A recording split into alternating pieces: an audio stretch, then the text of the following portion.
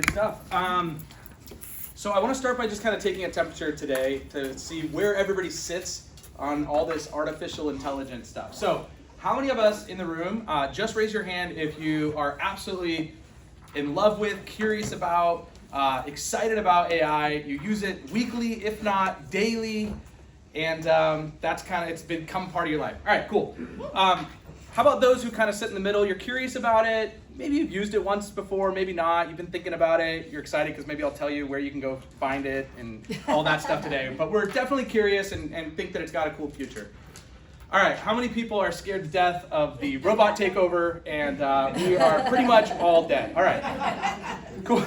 Even you, Eric? Oh no, we're in trouble, baby. That with cars. How about a like, little I bit don't of like frame? the cars driving for me. Cool, well, for those of you who are in that third camp where you're afraid of kind of all this and you thought that I might be showing up here today to tell you that robots and artificial intelligence are here to take certainly us over as realtors in very short time and probably take us over as humans in due time, you will be relieved because that's not what I'm here to share with you today. In fact, I'm here to do the exact opposite. I want to get you guys excited about what artificial intelligence can do for your lives, to make you a better realtor, to make you a better person, to free up more time, to make us more creative, more happy, to really spend times on the things that we want to be spending time on in our lives. You know, I've been in business for, I don't know, 2.5 decades now.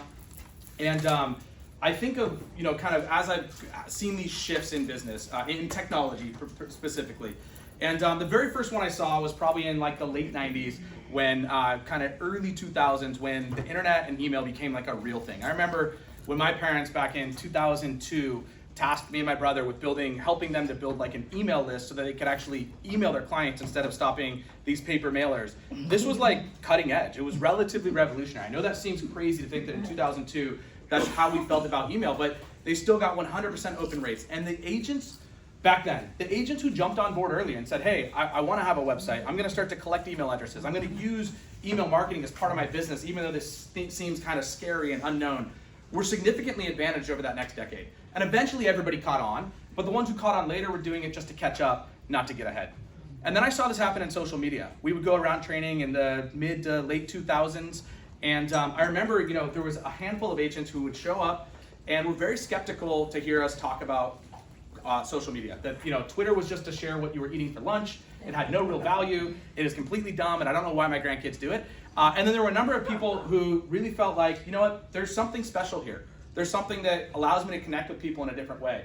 And whether I know where that's going to end up or not, I at least want to be curious, and I want to take this on with a real ambition to learn about it, to try it out, and to see where it may take me. And the people who took on that approach were, again, significantly advantaged. And now almost everybody in this room probably has both an email, a website, and a social media presence, if not to get ahead, at least to just kind of keep up and hold status quo. And I believe that we are right at the very, very beginning of that third shift, which is artificial intelligence. And you will be able to take one of two approaches to this. You can let your fear or your pride or your ego or your laziness get in the way of learning artificial intelligence and figuring out how it can make you, again, not only a better realtor, but I believe a better person. Or we can adopt this and we can say, let's be creative and curious about this. Let's figure out how artificial intelligence, how ChatGTP can unlock new things in my life to give me a significant advantage. And the cool thing is that we're still really early. I remember when the topic was first brought up, hey, would you want to come and talk to Regency about artificial intelligence? And ChatGPT specifically was kind of the buzzword. I said, I don't know, I've been using ChatGPT. I'm curious about artificial intelligence. I've listened to a bunch of podcasts. I've read a ton of articles. It's like in my life, but I don't know if I'm the expert to go speak on it. I said, give me a couple days. Let me think about it. I just want to make sure that I'm the right person to do this. And so I started to do some research, and in my research, I came across this tweet, which made me feel a lot better about things. And it was from Google, of all people. So we're looking for an experienced, best-in-class AI experts for an upcoming project. If you think you're the best in the world, DM us. Must have at least 4 weeks of experience. I put that up there to highlight two things. Number one, you guys are early. This is a very nascent technology that you feel like that getting in today will have outsized benefits. And in the same way that if you would have started collecting emails when they were easy to get and when people weren't afraid of it and started to use that as part of your business, if you would have started to build social media and learn best practices and start to build a following early on, that you were had outsized gains for those who just were trying to just catch up later on. I firmly believe that artificial intelligence is in that state. The second reason I bring that up is because a lot of what I'm going to say today, you will be able to watch back in probably just 30 days from now, but certainly like 12 months from now and be like, oh my gosh, I can't believe we were just learning about that. Because this is moving so quickly that a lot of things are going to become obsolete that I'm going to talk about today. And again, I think it's where it's really important to take on this creativity early on, to find ways that you can start to learn about this technology without having to make it feel like a job, to start using this technology early on, to be curious about this and excited about this. Because if you do that early on, you won't feel overwhelmed 3 months from now or 6 months from now or 12 months from now when everything that you're hearing about is artificial intelligence. And so this is your opportunity to get early, be early, and not feel overwhelmed by this down the road. Because eventually, I believe, if I'm right, and this is the third revolution, everybody in this room will be using artificial intelligence, and I'll talk more specifically about like conversational artificial intelligence in your everyday lives in a very short amount of time. It's just if you want to be somebody who's early and uses it to your advantage, or if you're doing it simply to catch up and try and keep your head above water. All right. So with all that, let me, I'll kind of set the stage for what we're going to do today. I want to talk to you guys about just kind of set the stage for artificial intelligence, give you guys kind of a catch up of some certain things that may help set the stage. We're then going to do a lot of like exercise work. We're going to like go through, we're going to open up the internet, we're going to use ChatGPT together, we're going to do a lot of really fun and cool things. And then we'll talk a little about at the end about kind of how it applies to real estate. I'll talk about some of maybe the dangers, the fears, what the future of artificial intelligence may look like. And so we'll do that. But this will be a very loose presentation, and I want it to be very interactive as well. So we'll use, I'll get questions that rather than answering, we're just going to have ChatGPT or Google Bard answer. Like we'll do a lot of that stuff. Doing a presentation like this reminds me of, so I've got a 6-year-old and a 4-year-old daughter. It reminds me of any time I go like see a performance of theirs, where like no matter how much you've practiced and how much you think they know where to go and what to say, you never know how it's going to end up when you actually get to the live presentation. So that will be today a little bit. I'm sure that we'll have a couple funny hiccups. Hopefully we can laugh about them, and let's have some fun. All right. So I want to start by just sharing that artificial intelligence is not new. We've been using this in our lives for many, many decades. We look at things like Amazon and Netflix that have these like engines that help us to discover new products, right? You show up and they're like, hey, did you mean to have this in your cart? You forgot to purchase that. Or you purchase a bike tire and they're like, well, do you also need a bike pump? This is artificial intelligence, right? Netflix, when you first create an account, they know your age and your location. They figure out like, okay, a 40-year-old male in Southern California will probably like A, B, and C. And as I start to choose shows, or I start to watch a show and I don't finish it, or I move into multiple shows that look similar, Netflix starts to get smarter and smarter. This is called reinforcement learning through human feedback, right? So I'm giving it feedback, it's getting smarter and smarter over time. And today, Netflix knows me certainly better than most of my friends or family, and probably even better than myself. That it really can help us pick things. We've been using Alexa and Siri for over a decade, right? Or, hey, Alexa, add this to my shopping list, or what's this, or answer this question. And to varying degrees of accuracy or confidence, right, that we talk those, but we've been using artificial intelligence. We look over here on the bottom right where I've got like autocorrect or autofill, right? When we start typing something, it's trying to suggest or guess what we want. We use this every single day when we open a computer. We probably take it for granted at this point. Autocorrect, autopilot, chatbots, fraud alert. This is like Amex sending you a text that's like, hey, we think there may be fraud, right? This is all artificial intelligence helping us out in our everyday lives. We touch artificial intelligence a lot. Zillow, right? Who remembers or who can guess what year, I just looked this up today, what year the Zestimates came out? Boo, hit, oh wait, that is somebody else. 2006. 2006. 17 years ago, guys. Artificial intelligence has been a big part of our life for a long time. And like it or love it, whatever the Zestimates did 17 years ago or what it does today, I can tell you that everybody who's not a realtor loves Zestimates because it gives us confidence in what we know. And this is a theme that we'll start to see in artificial intelligence in its current state today. That the more you are an expert and leverage artificial intelligence to give you answers, the more you'll find its flaws, its inconsistencies, its poor information. But when you're using it as a discovery tool or a creativity tool or things that can at least get you pointed in the right direction, it's generally going to seem pretty good, right? And I think as a consumer, when I would look up my home on a Zestimate, I feel more confident about that information. You guys as professionals could poke holes in that all day long. That's your job to do that, show your value. I understand all that, but as a general direction, it's pretty good and useful for most people, right? But the more you become an expert, the closer you become to being a subject matter expert of whatever you're searching for, the more you'll start to find that it's not the perfect tool as it sits today. I think in the future we'll get there, but certainly not as it sits today. So artificial intelligence is everywhere. I want to talk really quickly just to kind of the differences between ChatGPT and Google. Or when I say ChatGPT, I'll say conversational artificial intelligence. That's really what this is. And so there's kind of three things that I think really separate this. The first one is that ChatGPT is conversational in nature, meaning I talk to it like a person, not like a robot. Right? So if I wanted to throw a dinner party and I needed a couple great recipe ideas for a dinner party, right? I would probably go to Google and I'd type in like top 10 dinner party recipes, right? Or meals or something like that. If I walked up to you, Mom, and I said, hey, top 10 dinner party recipes, you'd be like, well, what the heck, right? Reservations. That's a robot, right? I like that. So our prompts, instead of becoming like 10 very robotic words, will start to become much larger prompts that are conversational in nature. You can talk to it like a human being. It will give you answers back like a human being. And perhaps most importantly, you can ask follow-up questions about the conversation that you're having. So you can really start to refine. So if I want ChatGPT to plan me a dinner party, instead of just getting a list of recipes, I'd say, hey, I'm having a dinner with 5 couples. We love wine and we love, cheese, right? Can you design me a dinner party menu that everything goes together and that we have wines paired with it as well, right? It will present me appetizers. Now I can say, how should I decorate for a party like that, right? Maybe it brings me back a meal that I say, you know what, I'm not really a big fan of this main dish. Can you find me a couple other substitutes? This type of conversational nature is entirely different than what we can do with Google. The second big difference, and it's kind of nuanced in there, is the ability to simply retrieve information versus create information, right? So when I'm looking for top 10 recipes, all Google can do is go out and find previous articles that have been written that get as close to answering that question as possible. With ChatGPT, it can start to create information where it can essentially, if I were to like put myself or anybody on a task of like trying to find great dinner party menu or like a menu, they'd probably go do an hour of research and they'd find all these things and then they'd come back and they'd put it together in like one menu. Well, ChatGPT just does all that work for you, right? It starts to, and then again, because of the conversational nature, we can ask follow-up questions, we can modify it in real time.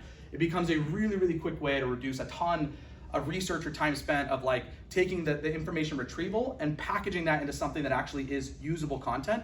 And so ChatGPT has the ability to create, which is really, really special. And then the third thing is that it has the ability to actually do follow-up tasks as well. So Google simply retrieves information and from there it's on us to go do everything. And I think that this third bucket is one that we're gonna start to see take a lot more advantage of conversational AI as we start to see more and more tools developed around this. But the idea that we could have a dinner party menu created, I could select the items that I wanted and I could tell it to go purchase all the items from the store and have it delivered to me from Instacart is something that in the very, very near future will happen. In fact, Google is currently working with Instacart for some sort of a commercial deal to have access to that. They're working right now with Kayak for travel. You guys can start to see where we can start to get things and then have it all booked for us. And as it starts to know our, as an artificial intelligence model, where it can start to learn that I don't like flying out early in the morning if I'm flying back to the West Coast, but I do like flying early in the morning if I'm flying east. The idea that I really prioritize the minimum number of stops or time spent over cost savings, like it can start to learn all of these things about me and can start to book me the best flights as if it was myself or a really, really talented assistant. And so, and again, similar to Netflix, the more reinforcement learning we give it, the smarter it becomes to where sometimes it's actually even smarter than us. And I may not think to search Southwest or JetBlue or some of these like more kind of not like in-network airlines, it knows to go find all those. So I think those are the three big differences between Google and ChatGPT. There's a lot of different language models. The two that are clearly leading the charge right now are ChatGPT and Bard, Google Bard. Microsoft has its own, which is Bing, which is being leveraged into their chat. These are probably the three biggest today. There's thousands of other artificial intelligence conversational models and things that are going to be similar to what we're talking about today. There will be more and more that pop up. There will be ones that are very industry specific. There will be ones that are much more general. But each one of these provides some unique benefits. I'm going to focus mostly today on ChatGPT and Bard. I don't know much about Bing. I haven't used it too much. These have handled most of my most of what I need. And I'll kind of talk to you about why you would use each one of these. So Google Bard has some really cool stuff. And it was funny. I talk about how like quickly this space moves. I gave a very similar presentation to this like 3 weeks ago. On the same day I was giving this presentation, Google Bard had their big Google I/O, and literally everything that I talked about became obsolete. And so I did not talk about Google Bard in the previous presentation. I have to now because there's a lot of really cool things. So talk about some of the advantages that Google Bard has. Number one is that it's connected to the internet. ChatGPT, we'll learn about one of its limitations, is that it has a data source that goes up to the end of 2021, but is not connected to the internet and does not have any information newer than that. Just yesterday, I was actually asking it to help me plan a trip. I'm hosting a trip in Milwaukee next week, and for 5 days for a bunch of kind of like work type of people, but I'm essentially hosting this event. I asked for a list of really, really good restaurants that are hard to get into, that would be great for dinner and the type of environment and everything I wanted. And 2 of the ones that it gave me are currently closed, like they're out of business, right? Well, it doesn't know that because in 2021 they were in business. That's the data set it's working on. And so I think one of the really cool things about Google Bard is that it is connected to the internet. It can retrieve information on the internet today, and its data set is much more up to date. It also has, as we know, because of the name Google, it is, or more likely in the future, will be connected to many more services that we use in our everyday lives. Most of us use Gmail. I use Google Calendar. We may use YouTube. I use Google Docs. All of these things are integrated into Google, and so we can start to see where Google Bard can start to not just be an engine that we use to give prompts, but it can actually start to connect with a lot of other parts of our lives. I think it's a huge advantage for what Google Bard has right now. It also, you'll notice that when we start going through this stuff together, Google Bard uses images and links in its answers back to us, which at this point, ChatGPT is text only. So the cool things about ChatGPT, number one, I think it's just a better data set. Like, short of the fact that if I need things that need more relevant, like 2022, 2023 information or things that are connected to the internet, ChatGPT is generally my default. Now, my default actually is I just always prompt both of them because I get more ideas and it's like having 2 geniuses instead of 1. And a lot of times the answers are similar, and a lot of times I get some unique or differences or things that actually give me a more well-rounded answer. But in general, if I can only use one, ChatGPT is certainly the one that I feel like gives better answers, and it's absolutely the one that's more creative. So you're gonna start to see that one of the coolest things that AI does is it reduces the friction to our own creativity. I think so many times we have these great ideas, or we need just like a cool title for an email, and or just kind of these little things, and there's friction to like the end result or the product that we want. We know what it looks like, we just don't know how to either implement or get there. And ChatGPT is brilliant at helping to give us 10 names for an email that you're writing, or for I don't know, for you insert it here. I have a lot of different use cases in my own life. In fact, it gave me the description and title for this presentation today. I was just like, hey, I'm doing a presentation to realtors on ChatGPT and artificial intelligence. Can you give me a couple interesting titles and a couple descriptions that I could use in a marketing flyer? Boom, it spit out 3 titles, 3 flyers. I passed that along to her. She put a flyer together. So that's all I did. I couldn't even tell you what it says, to be honest. I didn't even read it. But I knew that it's really good at like that type of stuff, and we'll get more specifically. But so ChatGPT is, in my opinion, it's more creative. It's just better answers. It has an app, which is really cool. So Google Bard currently is only a web app where you go to bard.google.com. ChatGPT, again, information obsolete. When I gave this last presentation 3 weeks ago, ChatGPT did not have an app. They now have an app, right? And so we can now use it by downloading an app, and you can do that in your in the App Store. And then it's also, ChatGPT was initially more open sourced, meaning more developers can tie into it and start to really grow the platform. And Google is a little bit more, they want to integrate it with more of their services. ChatGPT has now become more closed source. They're starting. I don't know exactly where this will end up, but whoever ends up being, which right now ChatGPT is more open to developers accessing the technology to start to build on top of it. I think that's a huge part of moving this space forward, and particularly finding a technology that's going to win. Whereas Google Bard has access already to its own platforms, I think ChatGPT has access to others. So those would be some of the differences between these. You'll hear me bounce back and forth today between ChatGPT and Google Bard. And then just a couple terms that I may mention some of these today, but really just more in like the just general discussion. I'll keep it a little bit, not simpler, but like I just don't need to use these terms. But LLM, which is large language model, this is essentially the data set that's fed into these artificial intelligence models. It's literally trillions in the case of the majors, trillions of data points through books and articles and songs and everything that you can think about that's fed into this model and then used to basically create the data or to create the answers and what it's getting. Reinforcement learning from human feedback. You actually heard me say this already today, RLHF. This is when Netflix starts like kind of good and then gets like really good through basically my feedback to it and reinforcement learning. That's a huge part of this. And I think when I talk about like it's good today, I think it'll be great later. I mean, these estimates have probably, if we have to be honest, have probably got significantly more accurate today than they were back in 2006, right? Whether or not we still like Zestimates or are a fan of them, they're significantly better or more accurate today because they just have more data points, they have more they have more pieces of feedback to tell them when they're right and when they're wrong, and then they can start to take all that information together and become smarter. NLP, which is natural language processing, this is just the idea that like it can talk to us like a human and has natural language, and this is actually one of the things that gets fed into these models in addition to just information available on the internet, is that they'll feed it conversation so that it can learn how people talk and how they, like what conversation. So it's not just about information, it's about learning what language looks like as well. And so natural learning processing, and then hallucination. And this is just, it's one of the downfalls of artificial intelligence. It doesn't always know, it takes all this information and it has to basically create an answer and become an expert when it's not always an expert. And so this hallucination is the term that's given in this industry for when it creates answers that are incorrect based on kind of trying to guess, right?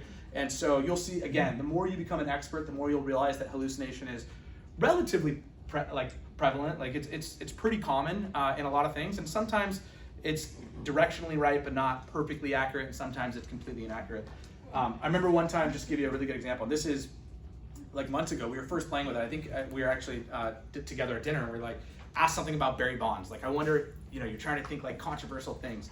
And in its answer, it told me that Barry Bonds is in the Hall of Fame. Well, Barry Bonds is notably one of the greatest baseball players of all time and is not in the Hall of Fame because of steroids and whatever, right? And so like, but it's hallucinating. It just hears a lot of Hall of Fame conversation and thinks that means he's in the Hall of Fame, right?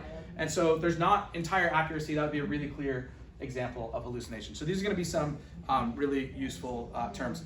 Before I move on to some just like common use cases, any questions right now? And we're going to have tons of time for questions too, and examples and everything else. But is there anything that somebody's lost on or needs clarification on, or just wants to ask for fun? Yeah, I'm just curious, two things. One, did you see the AI special on 60 Minutes? I did not. It's It awesome. got forwarded to me, but. It's really cool. And then what does GPT stand for?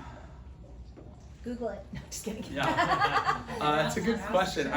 Yeah, can you ask ChatGTP? Yeah, we'll ask it in just a sec. We could ask Google that one, but yeah, we'll find out. Is ChatGPT, isn't it not current from September 2021? Like, you couldn't ask? Yeah. That's what he said, Is yeah. that what you said? I was gonna start with that first. Did you say this already? GPT, great personal translator. I don't know. Generative pre-trained transformer. What is it? Generated what? Generated GPT. Generative pre-trained transformer. I don't know. Yeah, we won't even know. I like mine Can you better. read that? More layman's terms. All right. So let's talk about some of the cool use cases for this that we're seeing today. All right, and I'll extract this into real estate in a little bit where I feel like it's going. I don't think this is the groundbreaker for real estate agents that we're looking for to like make us the best real estate agent on the planet. What I will say is I think what it can do is it can save you a lot of time in your everyday life that can allow you to spend more time on the things that are important to you or the things that you're great at in your business. I also think that it can polish up a lot of what we're currently doing to just make it better, right? And that if we write a blog post and then we ask ChatGPT to like to proofread it for us, I just think we're gonna be better, right? There's almost zero investment in that. So I would say those are the two most direct. I'll talk about kind of what the future of it may look like but these are where I think you're gonna see the most common use cases today. So the first one, hands down, is gonna be in writing and editing. If you guys are writers, need somebody to help you write, are not writers, wanna write, just need to think of a creative title for an email. Like anything like this, ChatGPT is brilliant and really, really useful for it. And you don't need to be a master. So when we're typing, like I said, that this like thinking of like, hey, can you create a title and a couple sentences about your presentation could have taken me 30 minutes. Like, and it's just like that. I don't know. I know it seems like a small output, but what it goes to like get that right is just a lot. And so for me to just be like, hey, here's the prompt of what I need to do, and then it gives me a couple things that I can go yes, and just select those boxes and send them on, is a huge time savings. People are using it to write emails. They're using it to summarize things. If you guys are talkers but not writers necessarily, you can talk into something, have it transcripted, and tell it to then put it into summarize, or like all these types of things for writing and editing are absolutely brilliant. Yeah. So I heard that you can even, if you get an email or you get something, you can ask ChatGPT, did you write this? Like, if somebody sends you something, is that true? And then you can take it and put it into it and say, did you write this? I mean, it's So true that you know. can ask it. I don't know if it'll give you an accurate answer. Edit it a little bit though, I would think no. I mean, I don't, again, you can ask it the same question 10 different times and get similar but not always perfect answers, in the same way that if I were to ask you something and you were to answer, even if you were telling me, I said like, what's your favorite restaurant in all of Orange County and why? You could probably give me a very similar answer, but it wouldn't be word for word the same answer every time. So no, and it doesn't have a history, so it doesn't learn on itself, with the exception of what's fed back into it as like reinforcement. So it's not like tracking your question and being like, oh, she likes this, let's go serve her ads on this, right? At this time, they are being very careful with your own privacy to this stuff, because they have to be, because of all the fears, right? Because of the robot takeover. We're like, I'm already not comfortable with how much Facebook knows about me, right? Much less somebody who I'm asking all these questions to. And so I think we're just more aware of it, and so they're much more aware of it as well. But yeah, I wouldn't think that it could, but there's not a lot of, I mean, we're not teachers, right? Like, students and teachers are kind of the only time that really matters. And by the way, most teachers are now having people do live essays. Like, that's how school is moving towards. Yeah, I was curious if you're using this to, let's say like blog posts and stuff like that, articles and stuff like that, how does plagiarism come into play? Like, does it, let's say it spits out an article for me, the next person that asks something similar, does it kind of, not give them the same stuff, so that, I go and publish a blog, and then later on I find out somebody else has the same thing? Yeah, so we're unclear right now what the future of this looks like, right? For plagiarism and things like that, and sourcing. And I mentioned already that Google Bard has just started adding both images and links to things that they're pulling, so that they're giving a little bit more source or credit. We'll see, but remember, it's actually creating the content. So in the same way that if I were like, hey, I need to know a dinner party menu, and I were to ask you to go create that for me, you're gonna use those same sources that it's using, and then you're gonna put that into your own words and bring me back a report or some ideas, right? It's doing the same thing, it's creating the content, but it's just using a bunch of sources, which we do in everyday life. And so there's definitely a fine line, because online, things should be sourced. It'd be really challenging for me to like have a conversation with you and then source all those different things. And it is for these as well, because it's not a single source that's creating the truth for its answer, right? It's a collaboration of a whole bunch of trillions of data points that are coming in to help teach it this answer that it's creating. And so sourcing becomes relatively challenging in some of this stuff, and legislation, we'll see where this stuff starts to land. Where I think it's gonna start to go is that, I'll talk about this a little bit later, but we have these, what we would call like corpuses, or I think corpi might be the actual term, but it sounds weird. Corpuses of data, right? So we can look at something like WebMD, we can look at something like Reddit, we can look at something like food.com, we can look at something like Yelp. All of these are like brilliant sources of information for specific use cases, right? Like if I want to teach ChatGPT about some medical conditions, having access to WebMD is going to be like insanely useful. And so what I think we're going to start to see is all of these owners of these corpuses of data start to basically license their information to individual players. And so the data no longer falls under plagiarism necessarily if it's being licensed. Now, it goes back to, well, WebMD or Yelp. Yelp isn't the publisher, Yelp is the publisher of that information, but not the creator of that information, right? So do they have the ability to monetize content that was created by a user? Well, I think that we'll start to see new models for like basically incentivizing users of a platform to where maybe we could actually share in some of that licensing if we're creating a lot of content. So I think we're gonna see a lot of progress and cool things that benefit us, not just in the way that like we can get cool answers, but maybe if we're providing a lot of, there's been people who have been writing content for years online, right? And never been able to monetize. I mean, you could have 500 reviews from Yelp and the best you're gonna get is like a top Yelper badge, and maybe you get invited to some private openings, right? Like, But like at the end of the day, what if Yelp is making money and now all of those reviews are actually starting to monetize for me as well, in the same way that YouTube is now monetizing video creators, right? And so like I think we're gonna start to see a lot more corpuses of data online that become monetization options for people who want to contribute content, and then those then go license with advertisers or ChatGPT or whatever it may be. So I think that's one of the cool things that we'll start to see, but we're gonna see a lot of this stuff kind of get unlocked. Research is the second one. I talked about this. If I talk about like the dinner party menu, like this is research at the end of the day. Like I could create this menu, but it would probably take me an hour or two of finding all these things, and it can just like literally spit it out in a very, very short amount of time.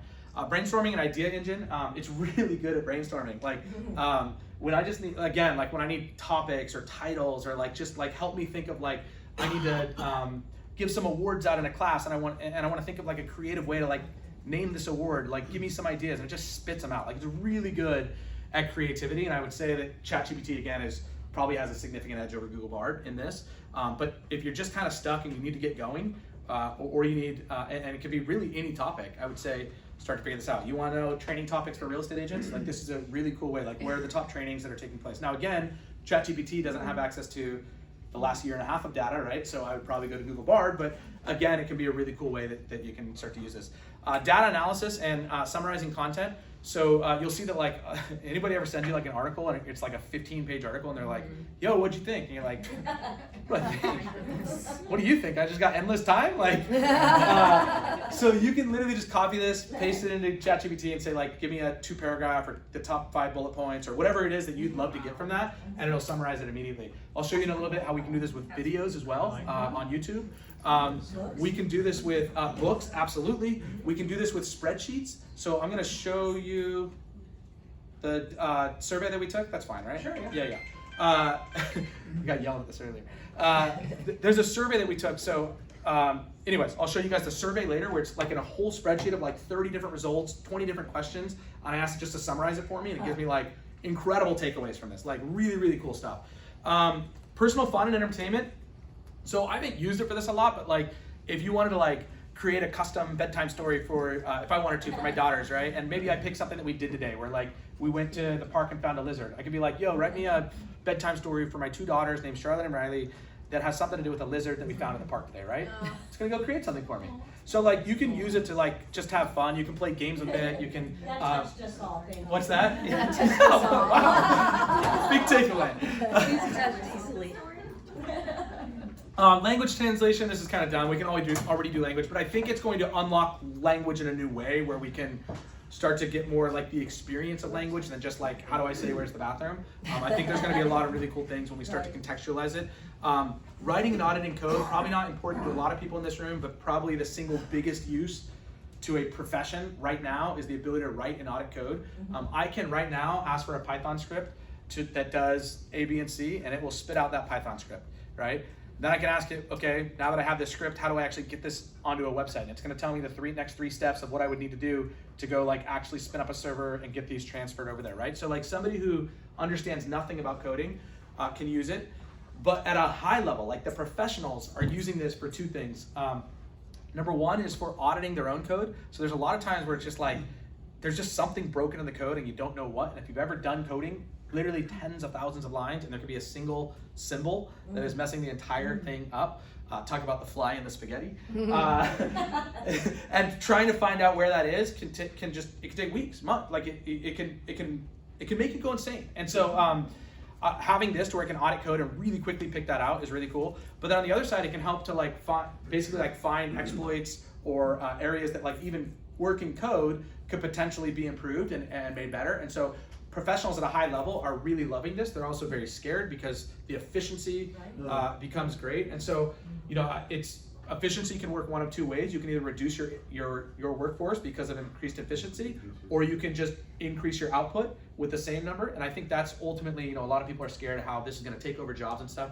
I think we're just going to increase our output as a country, as a world. Like we're just going to get, it's not like we're in any backlog of ideas or things that we need just more manpower to get done, right? This just gives us that manpower. And so I think where we can be scared of this thing taking over our jobs, I think we can appreciate that it's actually going to allow us to have a significantly higher output per person. And that would be my my optimistic view of how all this is going to work, right? My utopian view. And then the last thing would be personal recommendations. I mentioned that like, I had this literally create an itinerary for me going to Milwaukee. This really itinerary will blow your minds. Like it's an incredible itinerary. I'll actually show it to you in a little bit. And I'm using about 90% of it. And we'll have one of the best trips planned ever. Now, it doesn't book the reservations for me. It doesn't get me the tickets to the tours. And like, that's kind of that next where I can just be like, cool, go book 6 tickets. And I'm waiting for a lot of that stuff.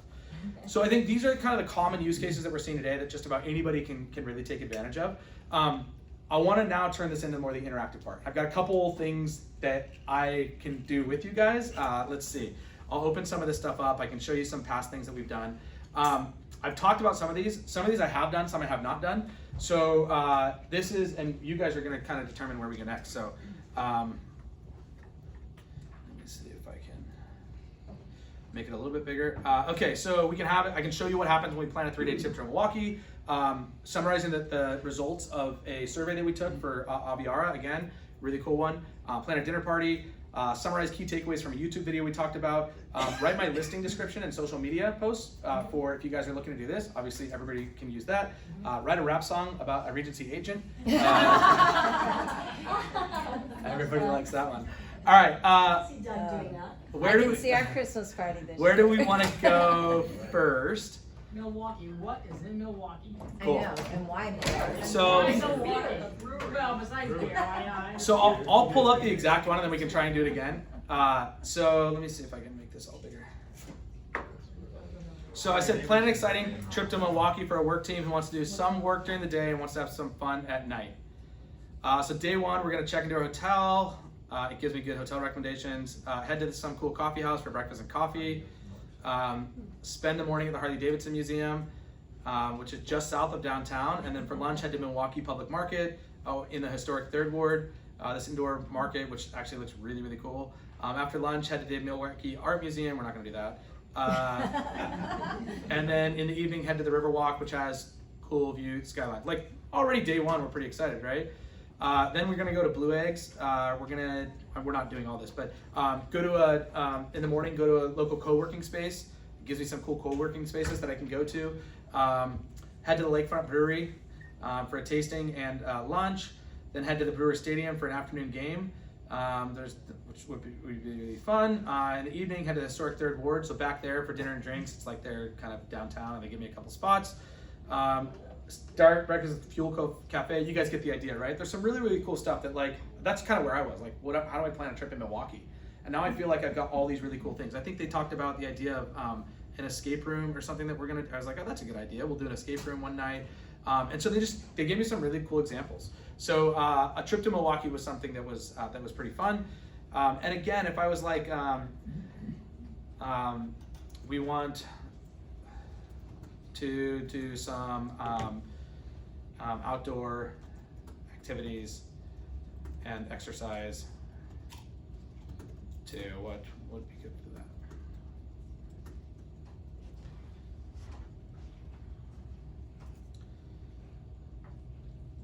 So now it's just going to give me, and you can see how quick in real time this is. Like, this is wild, right?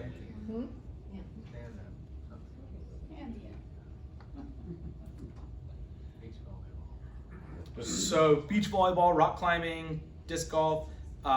What you're not gonna like, Dad, is that they actually have 2 pickleball courts there now, but probably created in the last 2 years, so not on this menu. But So, and again, if I were to go over to Google Bard with access to a little bit more kind of like real-time stuff, that could be something. All right. What else do we want to do? Let's do write my listing descriptions, because I think this is relevant for just about everybody.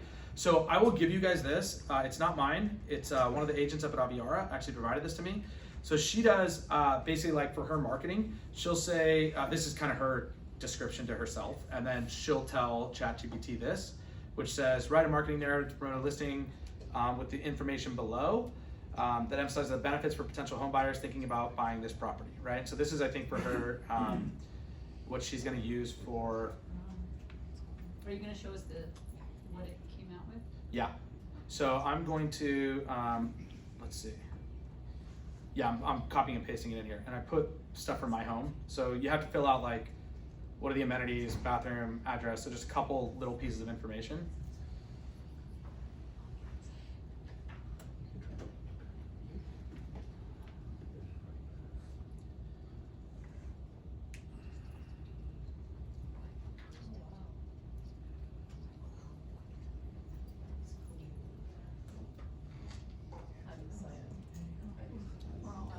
I'm with you, Eric. So this is cool, and then her follow-ups are even better because this is the stuff like we all gotta write listings in there or descriptions in the MLS. So then her follow-up prompt is, please rewrite this. So for an Instagram post caption, highlight the 3 most unique features of the home, list each of those features on a new line with a relevant emoji, and start and include a strong call to action.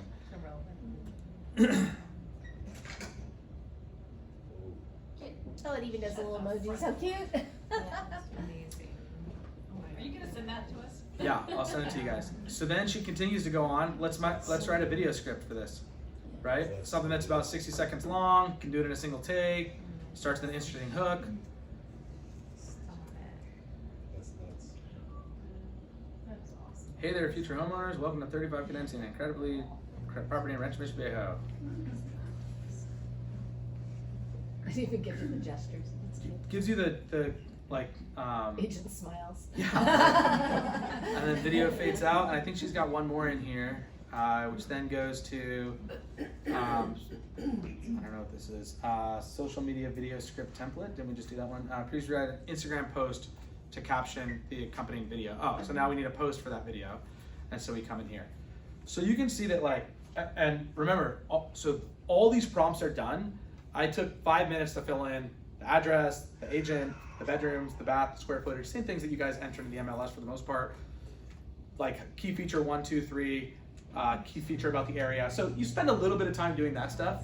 And then look at it, it even gives you the hashtags and all this stuff. So you guys can see where this is like, okay, I'm kind of sold at least a little bit, right? Like with this, like, and again, even if you guys are great at writing, and it's like, not only is there the time savings here, probably better than most of us at like writing this stuff, finding the right emojis. Like it's working with trillions of pieces of data points. All right, so that stuff is cool. I will get that template over to you guys. You guys can thank Cheryl Lynn Johnson for that one up at Aviara. She's the one who created that. What do we want to do next? Corey, Yeah. I wish I could remember the post that I saw about a week ago on Instagram. It was a realtor. She had 4 images of herself in different realtor positions, right? Arms crossed, more casual. And they were beautiful photos. And she said, I went to a website for $17. These are AI photos. And my mouth dropped because there's no way for me to know that those were AI photos. So the question is. So let me pull this apart. Yeah, how do you? AI photos, as in, this is a photo of me. Correct. That then artificial intelligence did the makeup and Right. put a different background in and did all that stuff. Exactly. It's not an artificial intelligence generated photo, just to be clear. Yes. But they changed her positions. No, They'll prompt her, No, so they'll say, her position. do this, Yeah. do this, do that. They'll give you prompts of what to do, and then you can kind of tell it what you. So the question is hypothetically, if I did that, would you know, seeing these photos, that they were AI photos? No, so in fact, I've seen these, and they look like just Oh, they were great amazing. photos, right? Totally. But again, it's you. So it's like, and it doesn't look like an Instagram filter. You know, it Yeah, doesn't right. look like It where you looked could see. real. It's just done in a way that's like, oh, the lighting is perfect, the makeup looks good, the background was well done. Like it just does the best of all that stuff. And yeah, there's services out there that do this, and I don't need headshots anymore right now. But if I did, yeah, I would absolutely That's the 100% do place this. to go, Yeah. right? Is that called deep fake? What's that? Well, deepfake is going to be different. So deepfake is when it's going to take me and have me doing something that I never actually did or said or that type of stuff, right? So it can learn all of my mannerisms. It can learn my voice. There's a lot of this stuff out there, and these are some of the kind of like dangers of it. What I want to remind you guys is that crimes are crimes, regardless of whether artificial intelligence was involved or not, right? So if we start using artificial intelligence to go phish people in email and steal their credit card information, that is a crime, whether it was artificial intelligence or not. So artificial intelligence is not the criminal, right? If people want to do things to harm you or to fake you, like I know I was deep in the internet marketing business. Like a lot of the guys who made the most amount of money would take a picture of Arnold Schwarzenegger and would put like, a thing about dick pills that Arnold Schwarzenegger is taking, right? And start running ads about that. Didn't need artificial intelligence, didn't need anything. Just needed a picture of him and basically a fake, that he was actually endorsed, a fake endorsement. That's illegal. It's illegal. Whether you use artificial intelligence or not, you cannot commit crimes, right? And so does it make it easier to do things that may be deceptive or that may, yeah, in some areas it does. And so it's going to make a lot of parts of our life easier, both good and bad. But I do want to remind you guys that crimes are still crimes, regardless of what's involved with them. Yeah. So Photoshop now, their program can actually take a regular picture, then you use the AI to import things. Like for instance, you could take a picture of the Regency building in front, and you can say, put explosion in. It'll show the Regency building and then explosion, okay, as if it's blowing up. Now, what they've done in order to kind of protect themselves and be real with this, is you can click on that and it can show you, was it AI enhanced photo, okay? Because again, that's their protection for them. So they just released this about a week ago, and it's really great, all the things you can do in a good way, okay? Yeah, you can put a pretty sunset would be a nice Well, one to say. I've talked about this. Like, we can always see a photo, right? And we know what Photoshop can do. We just don't have the technical ability to do it. But if we could talk to Photoshop and be like, hey, so if you could just lighten up the sky a little bit, and then if you could like remove the sign from the middle, or from the picture, because I forgot that I'm not allowed to have my sign there. And then if you could actually just make the grass a little bit greener, and put a person waving in front of the house, right? Like, and then center the house, maybe it's tilted a little bit, right? If we could just talk to Photoshop like that and tell it to do it and get the output, that would be incredible, right? That's all we're talking about with this conversational AI. We're just taking that, all of that existed. There's a person on this planet who could have, Photoshop didn't get better. It just is reducing that friction to creativity. Like, that's what this is doing, yeah. So I actually tried Photoshop's generative AI tool Oh, cool. yesterday for the first time. I really think it's really cool. But to alleviate a lot of the concerns I think a lot of people have about, like, can you use this for criminal activity or can you use this for bad? If you put in certain keywords that it deems offensive, it won't even let you do it. Oh, Sure. good. So, yeah, it won't, like, if you make a person explode, it probably won't even do that. It might make a building explode, but Yeah, there's all these have what's called red teams, right? And so these technologies, the red team is essentially internal teams that try and break these and do everything that any nefarious actor could try and do before they ever release it to the public. And I think the reason that ChatGPT was able to get out in front of Google is because Google has a huge reputation behind it, right? That they have 6 different products that have over 2 billion users. They have 10 products with over 1 billion users. If you launch something that then jeopardizes your trust in Google, forever they could lose every other thing that they had. So they really had to spend a ton of time red teaming this. Now, they're very clear that it's not going to be perfect. You could still get weird answers. And they know that almost all of because we're just devious people, the first thing that we want to do is be like, hey, what do you know about Corey Wright? The second thing we're going to do is be like, ooh, let's try and trick it, right? Like, let's make it do something it's not supposed to do. And we're trying to like clickbait it basically, like into doing something stupid. And so like and then we're like, okay, give me some cool recipes for this week. And so I think that's like kind of, they know that's the natural path of humans. And so they have to try and protect against this stuff, but it's not perfect. But you're right, they do a ton to really try and stop, to where they know when you're prompting it to do something that you're trying to embarrass it. You know, if you're asking like, hey, tell me a couple good things about Hitler. It's just like, why does it, and there's this fine line between like, are you trying to trick it or are you really trying to like do a research paper, right? Like, and it's got to try and decipher that in real time, and it'll get better over time, I believe. I got a question. Yeah. My question is about the listing description. So obviously you said, as we all know, ChatGPT is not connected to the internet. Correct. However, what about the Google AI? Is that connected? So if, for example, I know the Genie and the Paisley, which Paisley is directly made for the agents, for real estate agent, it already has all the information that it pulls it out from the MLS. So you don't even have to put, you know, how many. So you could try this, and what I would do is just, if you have like a link directly to the property, that you could say like, hey, write me, you know, use that same prompt, and then just give it a link saying using this. In fact, I'll show you exactly what I'm talking about. As long as it has information. So this was, let's go to this spreadsheet first. So this was a survey that I took. The lease for Aviara is up in 1.5 years. They're trying to figure out what they want to do. So there was 32 responses with a bunch of different questions, some multiple choice, some open-ended, and some that were like, rank this on 1 to 10. So I gave it a prompt that said, I own a real estate brokerage made up of 20 different shareholder teams, yada, yada, yada. We're negotiating our lease, we're trying to figure out what to do. Can you give me a summary of these results? And it's a spreadsheet is what I'm giving it. So I'm giving it access to a link, right? So So you would have to use Bard for that. You couldn't use ChatGPT. So ChatGPT actually, so it for some reason has given me a response to this. But generally, so if I prompt it to a place on the internet, I don't know why it's given me a response in the past. In fact, I can even show you. It's probably in my real estate office survey. We'll ask Bard too, but I literally gave it this exact thing and said, certainly, I'd be happy to help you summarize. So maybe, and again, all these things are changing quickly, right? Like what they can and can't do. Frequency of use, the majority of shareholders, 60% reported using the office 1 or 2 times per week. 10% use it this many times. This is our top reasons for using the office. Here's what their satisfaction, here's what they're happy with. Here's what they would love to see differently. And then I can ask follow-up. Do you think we should downsize or just renegotiate? Said didn't ask any specific questions, but here's kind of some things that we'll do. I asked it to summarize column Q, which asked that specific question, and then I think it gave me the wrong answer.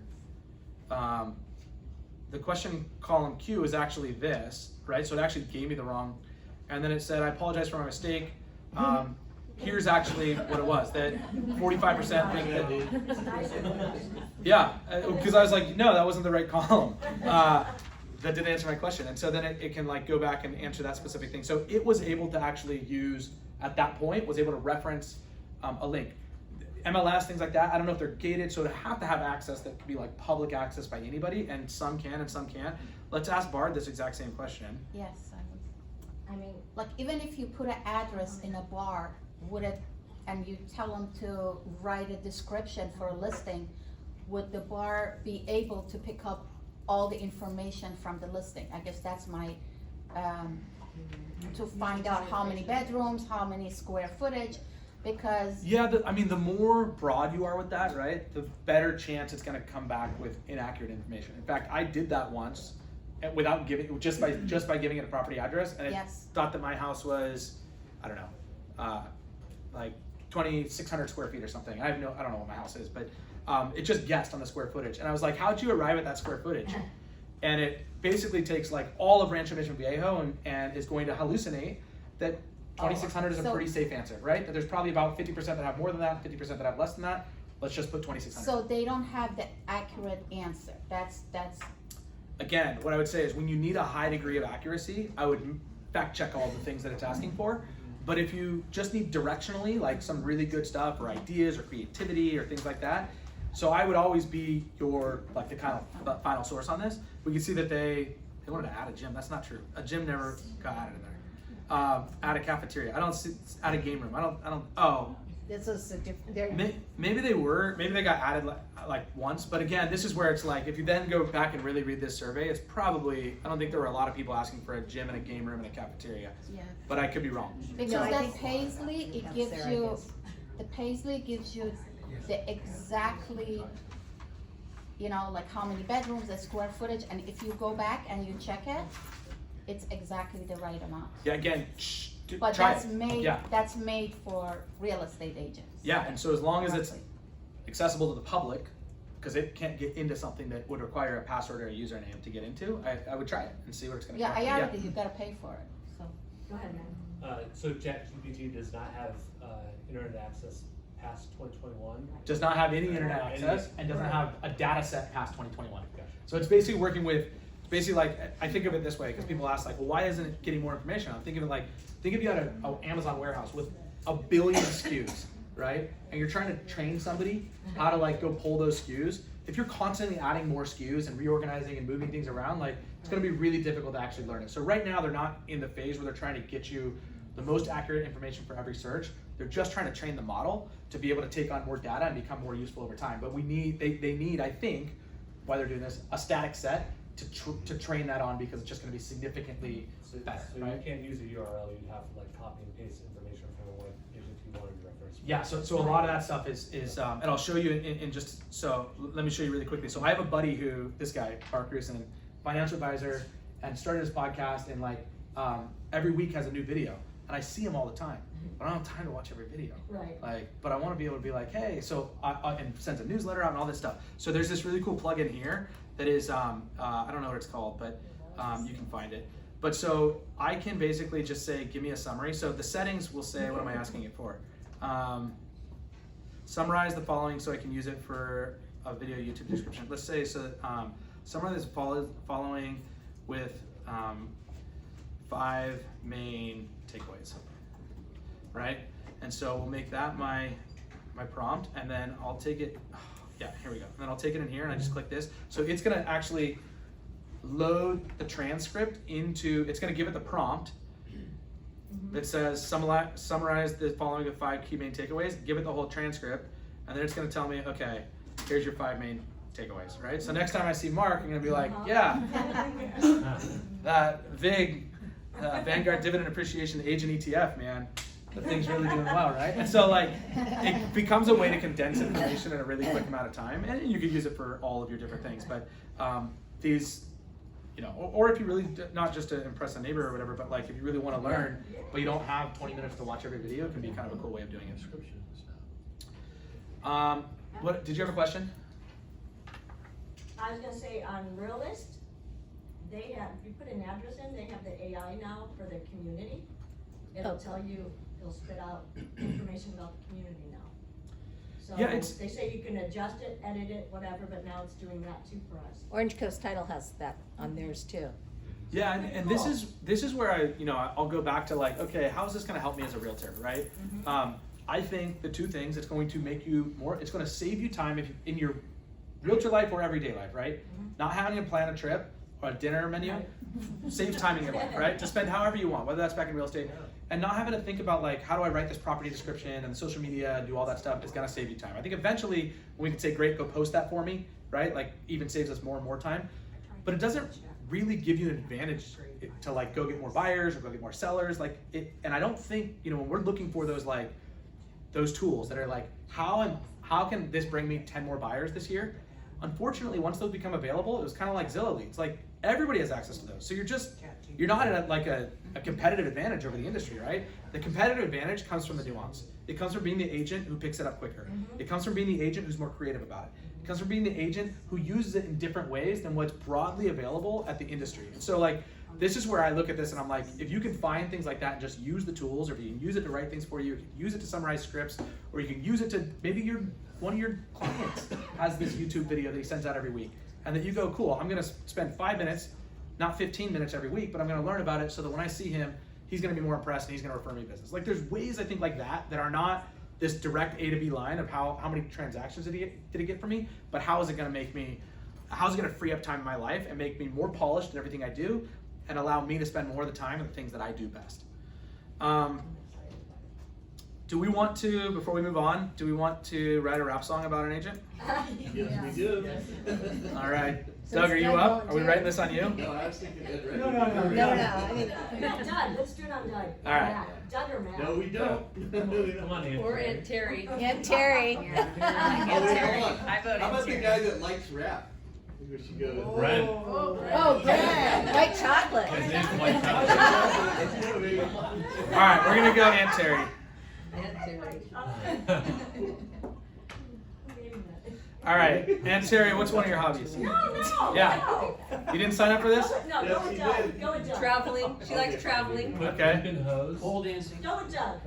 I don't pole dancing. Pole Oh man, dancing. I can get myself in Dancing. trouble. Give me one other hobby that's funny or unique. Do you like pickleball? Go. No. No, go ahead. She likes Doug, do you like pickleball? Volleyball. She Doug likes does, it. Doug does, sure. All right, Doug, we're doing you. All right. You put pole dancing in? Uncle Doug. You want pole dancing? Okay. What are your hobbies? Theater. Soccer, volleyball. Theater. Actor. Singer. All right. One noticeable thing about Doug's appearance. Careful. He's incredibly handsome. Wears sandals a lot. Yes. Loves. Oh, we already. UCLA. There you go. Yeah. Good call. What kind of car do you drive? Tesla. What's that? Tesla. Okay. And do you have a real estate tagline? I'm never too busy for your referrals. Yeah, I can't say that. Oh, by the way. He loves to go on cruises and not entering contests and Yeah. Who else? All right. I'm gonna get a. Oops. Start a new chat. I'm gonna go to ChatGPT because it's far more creative. Yo, listen up. I got a story to tell about my boy Uncle Doug. He's a legend, can't you tell? He's a real estate agent making moves all day, helping people find homes in a major way. He's got the skills, he's got the charm, he's got the flair. Selling houses like hotcakes, it's just not fair. He's always on the go, he's never gonna stop with his Tesla on the road, he's always on top. Uncle Doug, he's the real estate pro, selling homes fast, making dreams come true, bro.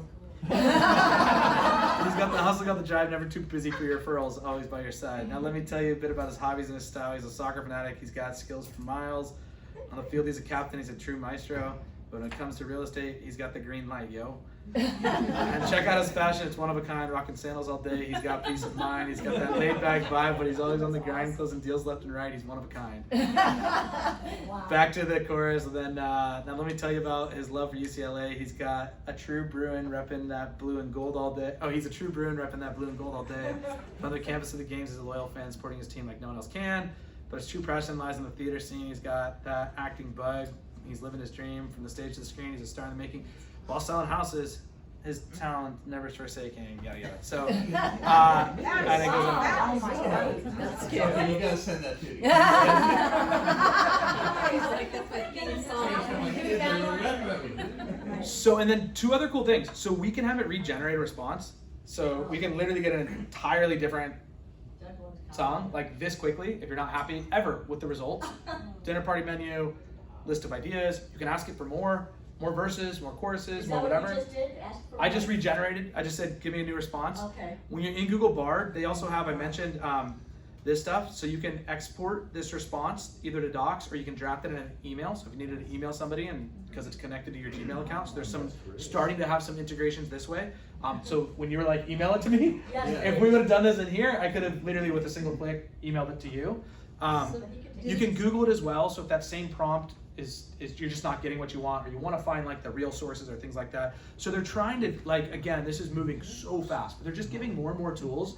So while the reinforcement learning takes place at the language model, like the data set, it's also taking place at like how we're using it, the end user saying like, I want more of this or less of this or do that or don't do that. So there's, yeah, Julie.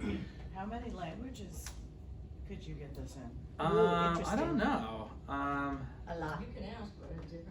You can translate it. Like to say you whatever, right? worked in an area that speaks a lot of Spanish. They could do a rhyme in Spanish, right? It's probably, I mean, 150 languages or something, I guess. Oh, 3 languages. Hey Corey, I've got a question that Yeah. maybe I'm the only person thinking this, but it's like I love to write rhymes. So if I use this, the rhyme will probably be better. But is this not the great dumbing down of the American society? Are we not gonna get stupid? Are we gonna lose our ability? That's already happened. That's one of the fears. No, I'll take a totally different side. People would have said this about calculators a long time ago, right? We're going from encyclopedias to Did we Google. lose the ability to do math? I mean, we probably are a little bit more reliant on that, but no, I wouldn't say that. And I would say that we excelled at like thinking that like you have to be able to do arithmetic, long form arithmetic, seems kind of silly now, right? And so like, I think it's what we value, and I think, again, I'll go back to allow this to save you time on writing. By the way, if writing is your passion, then forget how good it turns out. Go write, you love it, right? My goal is that this takes something else off your plate so you have more time to write, right? So use it for the things that you love. And what I don't find ChatGPT replacing my Google searches. I find it replacing the menial tasks that I hate doing, right? That's where I find summarizing a YouTube video, putting together an agenda, finding me the best flights, like writing a title for a presentation that I'm gonna give, right? Like all these things are the things that it's taking out for me, not the things that I love doing, which are creating a presentation or doing cool things like this. In fact, I think I use this tons in this, right? And it's taught me a lot more. It's made me smarter. I think it's like made this more fun for me. And so, That's a great answer, Yeah. thank you. Did I hear you slide in the fact that you think ChatGPT is a little bit better creativity wise? way more creative, in my opinion. So, but again, just use these side by side. So I keep both tabs open. Yeah. And I just prompt. Usually, like when I have as much time as I need to, I'll just prompt both of them. So. Yeah. Trying to download the app, which one is it that you use? So ChatGPT app will look like this. It's let me see what color it is. It's green. No, it's not green. It's black and white. It's black and white. Now, how would you feel if you upgraded from 3.5 to 4? What do you mean? If you pay the ChatGPT, if you pay extra, so you can. No, it's all ChatGPT 4 now. The upgrade is just to get you it gets you priority. So if there's ever a backlog in the queue, there's a couple other things So that that's are the doing difference between the 3.5 and a 4? Nobody's using 3.5 anymore. Okay. It's all GPT 4. So, all right, let's move on, and we can come back to anything that we want. But I want to kind of give you, just kind of wrap this up with some of the other things about AI. So, where do I see the future of AI heading? I think very like industry and use case specific AI is going to start to come out. So we talk about like travel. Like right now, it's very general, this conversational language. But Dad, what you had talked about with Photoshop, very specific use cases, right? That like Photoshop will have conversational artificial intelligence that will make Photoshop way easier. Travel is going to get way easier. Social media is going to get way easier. Like all these things are just going to get way, way easier because we're going to have specific use case specific AI. Auto GPT. This is where GPT systems, AI systems can start working with other AI systems and basically passing the task along to get things to completion. So when we talk about like, plan me a trip, book me a trip, right? Write me an outline presentation, okay? Go turn that into a slide deck. Go write me some talking notes for that. Like all these things where it can start to get much smarter for us and not just in a single system manner, but where we can start passing the baton along and it can start actually doing a lot more things to us. Much more like an assistant than just like an information provider. I talked about this where when we become significantly more efficient, we either shrink our workforce because you no longer need that many people to do that same amount of output, or we just significantly increase our output. We keep the same number of people and we just do way more. I tend to think that this is just going to help us do way more. I don't think that we're going to watch jobs get lost and a whole bunch of stuff like that. So that's my own personal take, and this is what I'm trying to use it for. I'm not trying to reduce any workforce. I'm trying to get everybody that I work with to use AI and these types of tools as much as they can to do 50% more output than they could do today. Then I say limitless potential. This is just kind of like trying to think, when I look back at like 2000, when like Web 2.0 started coming out, right? And this was the idea that instead of just having a web page that we could read information, that we could actually like interact with that information. So we could like comment on a blog, like was early Web 2, right? Or social media came out where we, instead of just like putting text, we could like put images on, and then somebody could like and comment that image. And all this type of stuff was so early. And now to think that what we can do with the internet in terms of like this two-way interaction where I can order my groceries through a mobile app and have them delivered in 30 minutes, like we could have never like really thought. We'd be like, no, it's logistically impossible, guys. But now we know that that's just like second nature. So I don't know where this is going, but I think the more creativity that we start to think about, and again, I think this reduces the friction to creativity and action, the more that we can start to think creatively, I think we've got developers who can build into this. It's going to be really, really cool. Some of the limitations and fears, specifically with ChatGPT, it only catalogs info through 2021. Oftentimes, like I said, it gives nonsensical and inaccurate information. It has a limited corpora of data and data sources, so it doesn't have access to everything all the time whenever it wants. There's some legal risk, which we talked about, and just kind of uncertainty of like plagiarism and things like that. Like, what is this going to mean and where does it go? Bad actors can use it too. We talked about that. It's still illegal to do illegal things, whether or not you use artificial intelligence to help you get there. And then, of course, we should all be fearing the robot takeover. That's inevitable. I will say that I think one of the reasons that artificial intelligence is scary is because it's a little bit like nuclear weapons, right? That like they're so powerful that if the worst thing ever happened, it could mean the end of the world. But the chances of that happening are so small, right? But even that so small chance with such a scary outcome means that we need to take this seriously. And I think that's kind of where we are today. And there was a letter to ChatGPT or OpenAI, who creates ChatGPT, that was signed by a bunch of CEOs asking them to pause the progression of this technology until we learn a little bit more. And the fear for me is that, similar to nuclear, you can't just ask America to stop nuclear because the rest of the world keeps building, right? Mm-hmm. And so like we're in this position where the cat's kind of out of the bag, and we just need to basically start to write the right rules around humanity and the right conventions that are shared globally among these things. And so I think that we're at an interesting and important point in history. I don't think that robot takeover is really in play. I don't think that we're creating AGI, which is this general artificial intelligence. I don't think we need to worry about sentient artificial intelligence taking over anytime in the near future. I don't think we're anywhere near that. I mean, we thought autopilot would be a thing like 10 years ago when Tesla first came out with autopilot. We What thought that we'd have. happened to Jetsons, It's not even okay? close now. Like we're nowhere near that. And I think these progressions, like when they first come on the scene, seem so powerful, and then it takes so long to refine those into something that becomes significantly greater and more powerful. So let's see, unlock ChatGPT in your own life. I think there's 3 things that it creates: curiosity, creativity, and routine. Hopefully I've sparked your curiosity where you can at least say like, hey, let's try this. Creativity is gonna be the next thing. The more creative you can get, the more you'll get out of this. The more that you try and prompt it in like specifically, the more you use it in creative manners that you would have never thought to use before. Curiosity, creativity, and then routine. Just try and use this more frequently. Download the app. Keep a tab open on your browser.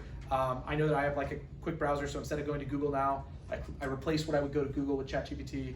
That kind of becomes like my default. So I would say just try and work it into routine, and then you'll start to determine when Google's better and when. I mean, I use Google all the time, all day long still, but I also use ChatGPT every single day as well because there's part of my routine that I've started to work into that. And so I'd say curiosity, creativity, and routine.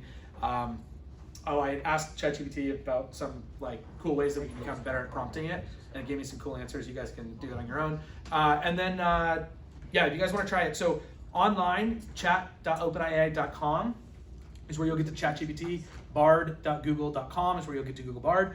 ChatGPT requires you to link an account, so you'll have to like sign up through your Google or Facebook or whatever account you want, and then that will allow you to do that. Google Bard you can just start using, just like Google. You don't need to log in or do anything. Just go to bard.google.com. You can start prompting it. And then OpenAI, ChatGPT has an app now, which Google Bard does not. I don't think it's too far down the future that Google will also have that app as well. And so that's how you can get to it today. Do you think they're going to start charging us for this? Yeah. I mean, Google's never charged us for a service ever, really. I mean, if you want extra storage on like Google Drive, and then on the what do I want to say, enterprise side, right? So like if you have enterprise email and things like that, you pay. So I think that's pretty much how they'll treat this. I think that there will be enterprise features or things like that. But no, I don't. I think they'll try and keep it free and monetize off other third parties and stuff as opposed to doing it here. They'll still find ways to advertise in there. It's not difficult to advertise in way more meaningful ways with this, right? Like, I mean, I think Facebook is as good at advertising as anybody because they know so much about us, and whether or not we're asking for it in Facebook is one thing, but we're always asking for something. So to know exactly how to service the right ads, I think if it was ad supported, I think ads will look very different. So, all right, awesome. Thank you guys. Thank you, Corey. Great job.